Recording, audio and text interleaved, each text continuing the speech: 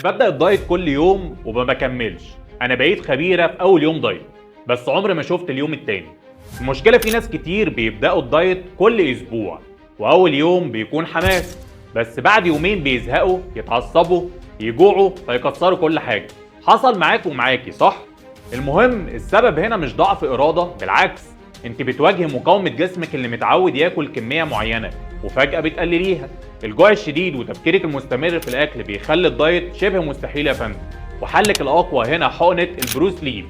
حقنة بسيطة بتساعدك تتغلبي على المرحلة دي، وبتقلل لك الشهية، وبتقلل التفكير في الأكل، وبتخليك تكملي دايت من غير جوع هستيري. يعني بدل ما تبقي ماشية في الشارع وبتشم الكشري من على بعد 3 شوارع، البروس ليف هتخليك تبص عليه وتقولوا له يلا يا ابني اتكل على الله.